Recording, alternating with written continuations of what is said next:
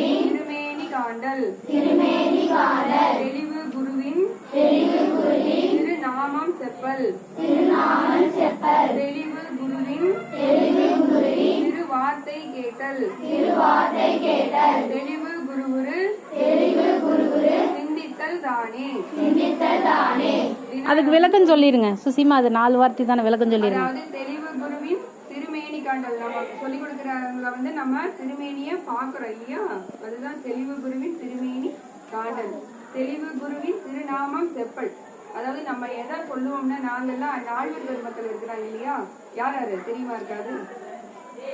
ஞான சம்பந்தர், அப்பர் பெருமாள், சுந்தரர், அதே தெரியாம மாணிக்கவாசகர் பெருமாள். அவங்க எல்லாம் இல்லைன்னா நம்மளுக்கு வந்து சாமி அப்படிங்கிற ஒரு இதே நம்மளுக்கு தெரியாம போயிடும். அவரோட அன்பு என்ன, ஏன் நம்மளை எல்லாம் படிச்சாரு, ஏன் இப்படி பிறந்து கஷ்டப்படுறோம் அப்படிங்கிற விஷயமே எதுவுமே நம்மளுக்கு தெரியாம போயிடும். ஒருத்தருக்கு கூட தெரியல பத்தியா. சரி, நாங்க ஒவ்வொரு தடவை வரப்ப வந்து உங்களுக்கு கொஞ்சம் கொஞ்சமா சொல்றோம். எடுத்தோன்னு சொன்னா உங்களுக்கு எதுவும் மண்டையில வந்து வாங்கிக்க முடியாது. சரியா? இப்போதைக்கு இந்த பாடல் சொல்லுங்க.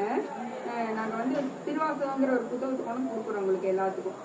சரியா? அதுல வந்து சிவபுராணம் அப்படின்னு ஒண்ணு இருக்கு. காலையிலும் சாயங்காலமும் ஒரு தடவை என்ன பண்ணிருந்தோம், எல்லாருமே படிக்க தெரியும்ல, எல்லாரும் படிப்பீங்களா? திருநீரை வச்சுக்கிட்டு அட்லீஸ்ட் அந்த சிவபுராணத்தை மட்டுமாவது படிச்சுக்கிட்டு ஸ்கூலுக்கு போகணும். அது படிக்கிறதுன்னு ஒரு 5 நிமிஷம் ஆகுமா? சாமியை நினைச்சுக்குங்க, உங்க விண்ணப்பத்தை மனசுல நினைச்சுக்குங்க, சிவபுராணத்தை படிச்சுக்கிட்டு போய் ஸ்கூல்ல படிக்கணும். நல்லா படிக்கணும். சரியா? நாங்க அப்பப்போ வரப்ப வந்து நாங்க உங்களை வந்து எல்லாத்தையும் பார்த்துக்கோம்.